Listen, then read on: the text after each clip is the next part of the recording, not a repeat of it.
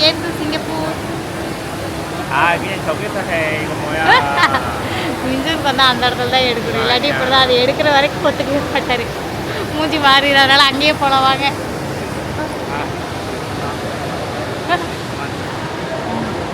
ஆக்சுவலாக முன்னாடியே வந்து இங்கே எடுக்க சொன்னார். ஆனால் வந்து அங்கே நிறைய பேர் ஃபோட்டோ எடுத்துகிட்டு இருந்தனால வியூ சரியாக தெரியலை. ஒரு ஓரமாக நின்றனால எதுவுமே பின்னாடி தெரியலை.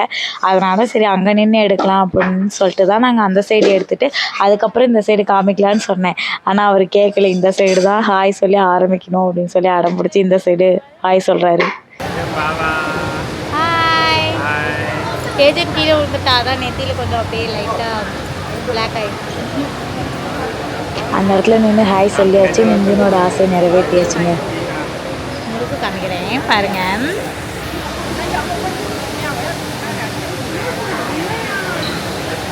Okay, now we will go down. இந்த பிளேஸ்க்கு பேர் ஜுவல். நான் வந்து சும்மா வந்து சாட்ஜிபிட்டியில் செக் பண்ணி பார்த்தப்ப இந்த பிளேஸ் காமிச்சது. இதில் லக்கி என்ன அப்படின்னு பார்த்தீங்கன்னா, இது ஏர்போர்ட்லேயே இருக்குது. டெர்மினல் 1ல் இருக்குது. எனக்கு எல்லா டெர்மினலும் மீட் ஆகுமான்னு தெரியல, பட் டெர்மினல் 1ல் இருக்குது. ஆனால் ஸ்கை ட்ரெயின் அவைலபிள் இருக்குது அப்படின்னு சொன்னாங்க. இந்த இடம் வந்து இங்கே வந்து மால் மாதிரி நீங்கள் வந்து ஜஸ்ட்டு விசிட் பண்ணலாம். ஏர்போர்ட்டுக்குள்ளே வந்தால் தான் பண்ண முடியும் அப்படிலாம் கிடையாது. மால் மாதிரி இந்த பிளேஸ் வந்து ரொம்ப நைஸாக இருந்துச்சு. நீங்கள் ஷாப்பிங் பண்ணலாம். ஆனால் கொஞ்சம் வந்து ஏர்போர்ட் சைடு இருக்கிறது எல்லாமே ரொம்ப எக்ஸ்பென்சிவாக தான் இருந்துச்சு. சிங்கப்பூரில் நான் வந்து வெளியில் அதிகமாக போனதில்லை, பட் நாங்கள் போன இடத்துல விசாரித்த இடத்துல கம்பேர் பண்ணும்போது ஏர்போர்ட்டில் வந்து நார்மலாகவே எல்லாமே அதிகமாக தான் இருக்கும். நம்ம ஊர் மாதிரி தான் இங்கேயும் ஏர்போர்ட்டில் வந்து கொஞ்சம் அதிகமாக தான் இருந்துச்சு ப்ரைஸ்லாம். நாங்கள் அரைவ் ஆகும்போது இந்த இடத்துல வந்து ஷூட்டிங் எடுத்துகிட்டு இருந்தாங்க. ஏதோ ஃபிலிம் ஷூட்டிங் அப்படின்னு சொல்லி இந்த இடத்த ஃபுல்லாக பிளாக் பண்ணியிருந்தாங்க. கரெக்டாக நாங்கள் அரைவ் ஆகி அதை அவங்க ரேப் பண்ணும்போது தான் நாங்கள் பார்த்தோம். எல்லாம் முடித்து கிளம்பும் போது தான் பார்த்தோம். ஸோ அதனால் எந்த ஆக்ட்ரிஸ் யாரையுமே பார்க்கல. நாங்கள் எல்லாத்தையும் மிஸ் பண்ணிட்டோம். கொஞ்சம் முன்னாடி வந்திருந்தால் பார்த்துருக்கலாம். அவங்க எல்லாம் அப்புறம் ரேப் பண்ணி எடுத்து வச்சதுக்கப்புறம் இந்த பிளேஸை வந்து ஓப்பன் பண்ணி விட்டாங்க. அப்புறம் ரீசெண்டாக என்னால் வந்து வீடியோ போட முடியல. நிறைய பேர் வந்து என்கிட்ட கேட்டிருந்தீங்க ரீசெண்டாக வீடியோ போடலேன்னு. ஸோ ஐ எம் சாரி, நிறைய பேர் என் வீடியோ மிஸ் பண்ணியிருப்பீங்க. இனிமேல் நான் வந்து as much as I will try, நான் வந்து கண்டிப்பாக டெய்லி வீடியோ போட ட்ரை பண்ணுறேன். தென் ஃபர்ஸ்ட் ஆஃப் ஆல் வந்து சிங்கப்பூருக்கு வரணும் அப்படின்றதெல்லாம் ஆசையெல்லாம் கிடையாது எனக்கு வந்து நான் வந்து லைக் வீட்டுக்குள்ளேயே இருக்கணும்னு தான் நினைப்பேன். வெளியில் போய் ஊர் சுற்றணும் அந்த மாதிரி இல்லை. எனக்கு ட்ராவல்னால் வந்து பெருசாக பிடிக்காது. ஆனால் இது மாதிரி போனால் ஓகே, என்ஜாய் பண்ணலாம் அந்த மாதிரி. நான் 2 இயர்ஸுக்கு முன்னாடி வந்து ஒரு ஃப்ளைட் டிக்கெட் புக் பண்ணியிருந்தேன். அந்த வவுச்சர் வந்து எங்கிட்ட இருந்துச்சு. டிக்கெட் கேன்சல் பண்ணனால அகைன் நம்ம டிக்கெட் தான் புக் பண்ண முடியும். அந்த வவுச்சர் இருந்துச்சு. ஸோ அதனால தாங்க அதை யூஸ் பண்ணி சிங்கப்பூர் வரைக்கும் தாங்க வர முடிஞ்சுது. இப்போ ஃப்ளைட் காஸ்ட் ஹை இல்லை. அப்போ வந்து இந்தியாவிலேருந்து கொரியாவுக்கு வர அந்த அதே ஃப்ளைட் காஸ்ட்டில் நான் இப்போ வந்து இந்தியாவிலேருந்து சிங்கப்பூருக்கு தான் வர முடிஞ்சுது. ப்ளஸ் வந்து நான் 9,000 எக்ஸ்ட்ரா பே பண்ணேன் ஏஜென்ட் டிக்கெட்டுக்காக. அந்தளவுக்கு எக்ஸ்பென்சிவ் ஆகிடுச்சு. இங்கே வந்திருக்கேன்னா இந்த இடத்துல நிறைய ஃபோட்டோ எடுக்கணும் தான் கூகுளில் சர்ச் பண்ணி இந்த இடத்த எடுத்துகிட்டு வந்தேன். வரும்போதே டயர்டு. ஏன் அப்படின்னா நான் நைட் எனக்கு 1 மணிக்கு ஃப்ளைட்டு, 8 மணிக்கு வீட்டிலேருந்து கிளம்புனேன். ஸோ 2.5 ஹவர்ஸ்க்கு முன்னாடி அரைவ் ஆகணும் அப்படிங்கிறனால ஸோ வந்து எல்லாமே முடிச்சுட்டு வந்து நைட்டு தூங்கவே இல்லை. இப்போ நைட்டு வந்து ஃப்ளைட்டில் 4.5 மணி நேரம் ட்ராவல். அந்த 4.5 மணி நேரம் ட்ராவலே மடியில் தான் இருந்தால். சின்ன ஃப்ளைட்னால அந்த பேபிக்கான இதுவும் இல்லை. சீட்டுமே ஃபஸ்ட்டு சீட் ஃப்ரீயாக தான் இருந்துச்சு. ஃபஸ்ட்டு சீட்டில் கொஞ்சம் ஸ்பேஸ் இருக்கும். ஆனால் அவங்க செகண்ட் சீட்டில் தான் கொடுத்தாங்க. அதுதான் கொடுமை.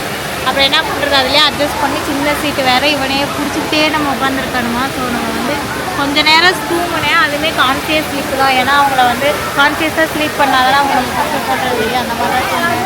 ரொம்ப டயர்டாக இருக்குது. ஃபோட்டோ எடுக்க முடியல. ஒரு தலை கூட நல்லா சீவில. என் ஹேர் ஸ்டைல் வேறு ரொம்ப கேவலமாக இருக்குது. அப்புறமா போய் தலை சீவிட்டு வந்தேன். Okay, you talk from here also. Hejun is very excited to see this. Yes, because yes. அதை பார்த்த உடனே அவனோட ஐபால்ஸ் வந்து like it became very big. Yes, yes. Ooh. Like he always when he is excited he will be like ooh. Like இப்போ வந்து Singapore வந்து வரதுக்கு நான் விசா எடுத்துட்டேன். ஸோ விசா எடுத்துட்டோம். எங்களுக்கு வந்து அட்லீஸ்ட் ஒரு டே டைமாவது போய் சுற்றி பார்த்துட்டு வரலாம் அப்படின்னு சொல்லிட்டு ஒரு டே டைம் விட்டு நைட்டு வந்து டிக்கெட் புக் பண்ணோம் கொரியாவுக்கு. அதனால் டே டைமில் எங்கேயாவது போயிட்டு வரலாம் அப்படின்னு. பட் வந்ததுக்கப்புறம் தான் தெரியுது எவ்வளோ டயர்டாகுது அப்படின்னு. இந்த மாதிரி கண்டினியூஸ் ட்ராவல்லாம் பண்ண வேண்டாம். அந்த 1 டே இருந்தால் அட்லீஸ்ட் 2 டேஸ் ஸ்டே பண்ணிட்டு கூட போயிடலாம். ஆனால் கண்டினியூஸாக ட்ராவல் அது பேபி கூட பண்ணும்போது ரொம்ப டயர்டாகிடுது. இங்கே போர்ச்சே கார் இருந்துச்சு. மிஞ்சுன் அதை பார்த்துட்டு இருந்தாரு. ஹேஜுனுக்கு பிடிச்சிருக்கு வாங்கணும்னு சொல்கிறாரு அப்படின்னு சொல்லி என்கிட்ட சொன்னார்.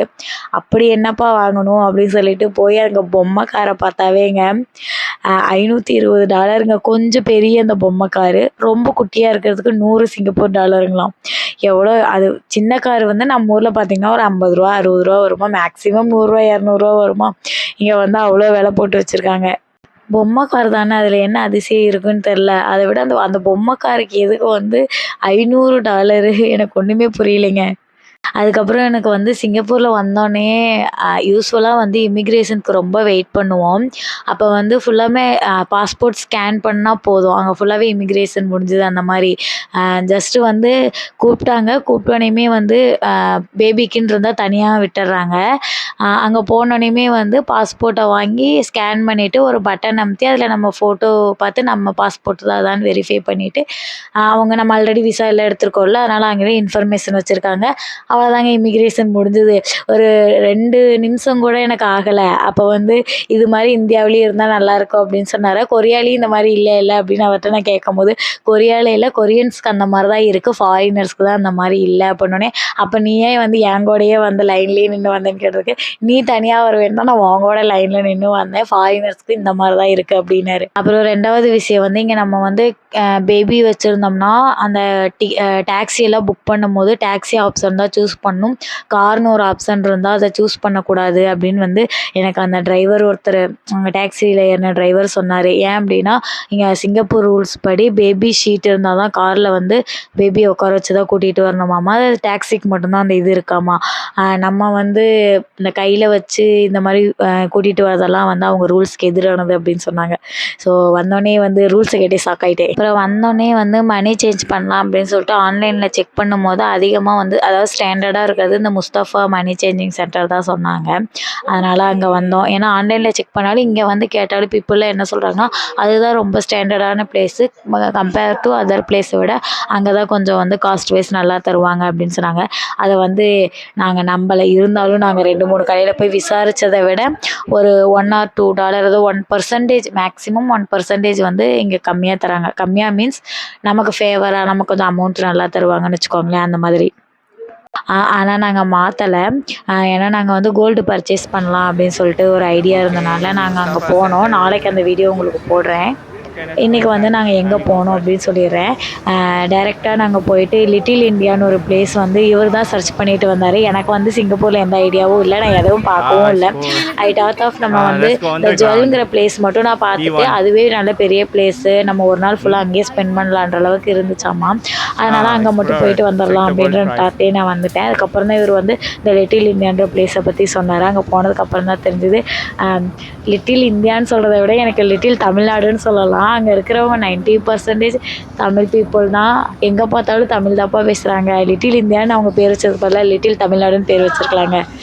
அப்புறம் வந்து நான் விசா எப்படி அப்ளை பண்ணேன் அப்படின்னு பார்த்தீங்கன்னா, நான் வந்து கொரியாவுக்கு வந்து என்ன விசா வந்தாலும் நானாகவே சர்ச் பண்ணி ரொம்ப கஷ்டப்பட்டு சர்ச் பண்ணி நிறைய யூடியூப் வீடியோஸ்லாம் பார்த்து ரெஃபர் பண்ணி அப்படி தான் நான் வந்து அப்ளை பண்ணேன்.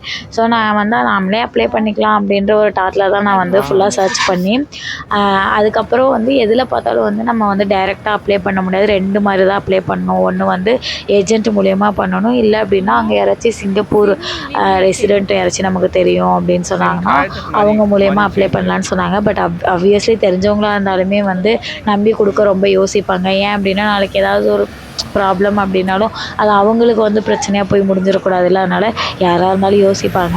அதனால் நாங்கள் வந்து இது உண்மையா அப்படின்னு மட்டும் வெரிஃபை பண்ணிக்கிட்டோம். எங்கள் அக்காவோட ஃப்ரெண்டு ஒருத்தவங்கள்ட்ட கேட்டால் ஆமான்னு சொன்னனால ஏஜென்ட்டு நான் 2-3 பக்கம் கான்டாக்ட் பண்ணதில் எல்லாருமே வந்து ஒருத்தவங்க 6,800 சொன்னாங்க, ஒருத்தவங்க 7,000 சொன்னாங்க, ஒருத்தவங்க 8,500 சொன்னாங்க.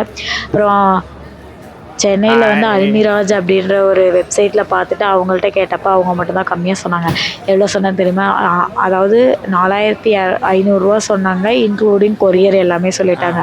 நம்ம பாஸ்போர்ட்டை கொரியர் பண்ணுறது நம்ம காசு, ரிட்டர்ன் பண்ணுறதும் அவங்க காசுலேயே எல்லாம் வரும். கம்பேரிட்டிவ்லி கொஞ்சம் ப்ரைஸ் லோவாக இருந்தனால நான் அவங்ககிட்ட தாங்க பண்ணேன். இன்னொரு வீடியோவில் டாக்குமெண்ட்ஸ் பற்றி தெளிவாக சொல்லிடுறேங்க. முன்னாடியே பர்ஃபெக்டாக பிளான் பண்ணியிருந்தால் கண்டிப்பாக சப்ஸ்கிரைபர்ஸ் டேயில் முன்னாடியே சொல்லியிருப்போம். பட் சொல்ல முடியலை, சாரி. டோட்டலாக எவ்வளோ செலவாச்சு 1 டே சிங்கப்பூர் ட்ரிப்புக்கு அப்படிங்கிறத கடைசியாக சொல்கிறேங்க. நான் நிறைய பேர் வந்து மிஞ்சுனை மிஸ் பண்ணுறீங்க, அவர் பேச சொல்லி கேட்பேங்க. அவர்கிட்டயே வந்து சிங்கப்பூர் எக்ஸ்பீரியன்ஸ் அவர் என்ன ஃபீல் பண்ணார் அப்படிங்கிறத சொல்கிறேன்.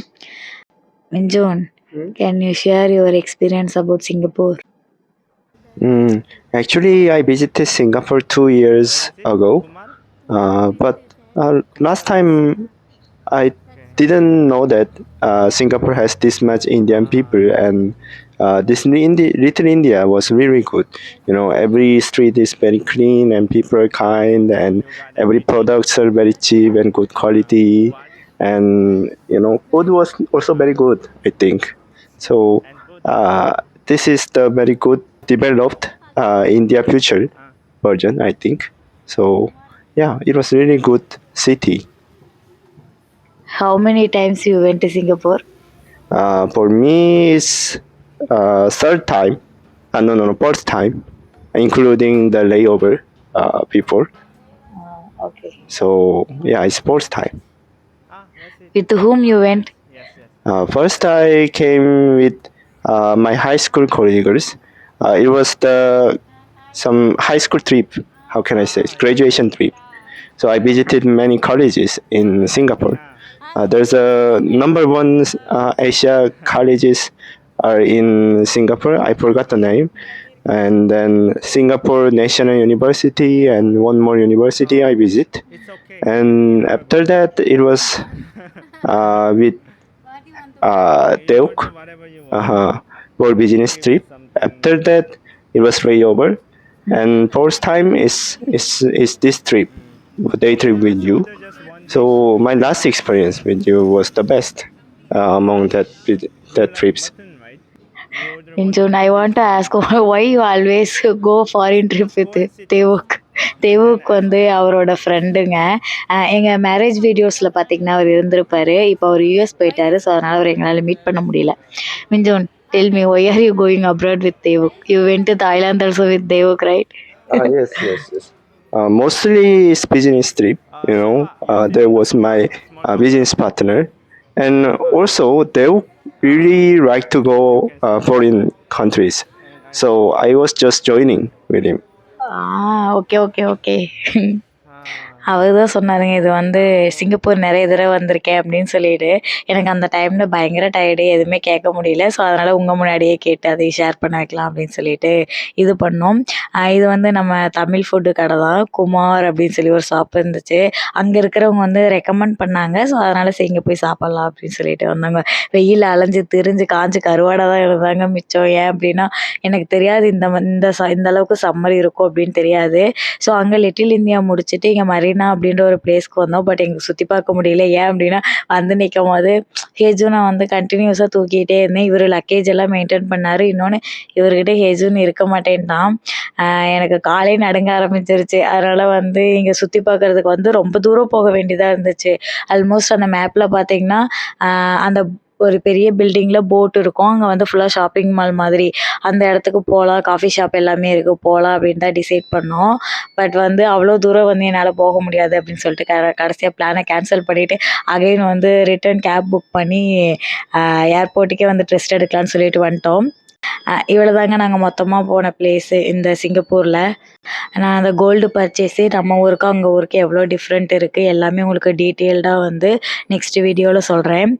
இங்கே வந்து எங்களுக்கு மொத்தமாக ஆன செலவு அப்படின்னு பார்த்தீங்கன்னா, காலையில் நாங்கள் ஏர்போர்ட்லேயே நாங்கள் சாப்பிட்டோம். ஏர்போர்ட்லேருந்து $20 கொடுத்து தான் லிட்டில் இந்தியாவுக்கு வந்தோம். டாக்ஸி தான் ஃபுல்லாகவே. அங்கே வந்து லிட்டில் இந்தியாவில் எல்லாம் சுற்றி பார்த்துட்டு மதிய சாப்பாடு மட்டும் அங்கேயே சாப்பிட்டோம். அதுக்கு வந்து ஒரு $19.some வந்துச்சு. அதுவும் மொத்தமாக சொன்னால் $20. திருப்பி அங்கேருந்து மரீனா அப்படின்ற பிளேஸ்க்கு வந்து டாக்ஸி பிடிச்சி வந்தது. அங்கேயும் $20 ஆச்சு. அதுக்கப்புறம் இங்கே வந்து எதுவுமே நாங்கள் சாப்பிடல. ஏன்னா இங்கே வந்து கடைக்கு போனாவே பயங்கர கும்பல், எல்லா பக்கமும் க்யூ நிற்கிது. ஸோ நம்மளால் நிற்க முடியாது. ஹேஜனும் ரொம்ப அழுதான், தூக்கம் வந்துருச்சுன்னு சொல்லிட்டு அகெயின் வந்து புக் பண்ணி ஏர்போர்ட்டுக்கே வந்துட்டோம். அதுக்கு $20 ஆச்சு. இந்த ஒன் டேயில் நாங்கள் ஸ்பெண்ட் பண்ணது வந்து $60. டாக்ஸிக்கு மட்டுமே $20 தான் ஃபுட்டுக்கு ஸ்பெண்ட் பண்ணோம். ஆக்சுவலாக அங்கே தெரியுது இல்லைங்க, அந்த பிளேஸ்க்கு போகணும் அப்படின்னு சொல்லிட்டு தான் வந்தது. அந்த போட் மேலே இருக்கு இல்லைங்க, அது ஏதோ கொரியன் கம்பெனிஸ் வந்து பில்ட் பண்ணுதுங்களா அந்த பில்டிங்கை. அந்த பில்டிங் மேலே போட் இருக்கிற மாதிரி இருக்கும். அங்கே போகலான்னு சொல்லிட்டு தான் வந்தது. பட் அவ்வளோ தூரம் வந்து நடந்து நம்மளால் போக முடியாது. இப்போ வந்து ஹெஜுனை தூக்கிட்டு போகிறதுக்கு எனக்கும் கஷ்டம். ஆல்ரெடியே வந்து நாங்கள் ரொம்ப டயர்டு ட்ராவலிங்கில், அதனால் செட் ஆகாது அப்படின்னு சொல்லி தாங்க கிளம்பி ரிட்டன் ஏர்போர்ட்டுக்கே வந்துட்டோம். நீங்களும் சிங்கப்பூர் வரீங்க அப்படின்னா ஹோட்டல் இதெல்லாமே நீங்கள் ஃபஸ்ட்டு வந்து இந்த லிட்டில் இந்தியா பிளேஸ்க்கு வந்தீங்கன்னா அவங்க கொஞ்சம் கைட் பண்ணிடுவாங்க உங்களுக்கு வந்து எங்கே வந்து ஃபுட்டு ஓரளவுக்கு சீப்பாக கிடைக்கும், ஓரளவுக்கு ஹோட்டல்ஸ்லாம் எங்கே ஸ்டே பண்ணலான்னு அவங்க நிறைய பேர் கைட் பண்ணுறாங்க. நாங்கள் ஷாப்புக்கு போனனால எங்களுக்கு நிறைய கைட் பண்ணாங்க. அந்த பிளேஸ்க்கு நீங்கள் வந்துட்டு கூட நீங்கள் அப்புறம் டிசைட் பண்ணிக்கலாம், இல்லை முன்னாடியே ஃப்ரெண்ட்ஸ் இருந்தால் நீங்கள் கேட்டுட்டு வந்துக்கலாங்க. அப்புறம் அகைன் வந்து ஏர்போர்ட்லேயே அங்கே இருக்க கொஞ்சம் பிளேஸ்லாம் சுற்றி பார்த்தோம். அங்கே நிறைய வந்து எல்இடியில் ஷோ பண்ணிகிட்டே இருந்தாங்க. அதில் வந்து பெருமாள் படுத்திருக்க மாதிரி ஒரு சிலை வந்துச்சு. அதை வந்து அவர் கேட்டுட்டு இருந்தார். அதுதான் எக்ஸ்பிளைன் பண்ணிகிட்டு இருந்தார் அது என்ன அப்படின்னு. நான் வந்து இந்தியாவிலேருந்து கிளம்பும் போது ஃபுட்டு அலௌடு இல்லை, அதனால நான் ஃபுட்டு வந்து சிங்கப்பூர் வரப்போ எடுத்துகிட்டு வந்துட்டேன். பட் நம்ம சிங்கப்பூர்லேருந்து ரிட்டர்ன் வந்து ஏர்போர்ட்டில் போகும்போது ஃபுட்டு அலோவ் பண்ண மாட்டாங்க. அதே மாதிரி தான் கொரியாலையுமே ஃபுட்டு அலோவ் பண்ண மாட்டாங்க. நம்ம அங்கேருந்து வரும்போது எடுத்துகிட்டு வந்துக்கலாம். பட் போகும்போது ஃபுட்டுனா சாப்பாடு தாங்க, மற்றபடி கொஞ்சம் மற்ற ஃபுட்டெல்லாம் வந்து அலோவ் பண்ண மாட்டாங்க. அதனால் அதை வச்சே நான் மார்னிங் வந்து சாப்பிட்டுக்கிட்டோம். அதுக்கப்புறம் ஹெஜுனுக்கு வந்து கர்ட் ரைஸ் வச்சு மேனேஜ் பண்ணிவிட்டு ஓவராலாக வந்து எனக்கு சிங்கப்பூர் ட்ரிப் ரொம்ப பிடிச்சிருந்துச்சி. நாங்கள் மறுபடியும் இன்னொரு நாள் வந்து ஸ்டே பண்ணுற மாதிரி பிளான் வச்சுருக்கோம். பாய் பாய். இன்னொரு வீடியோவில் பார்க்கலாம்.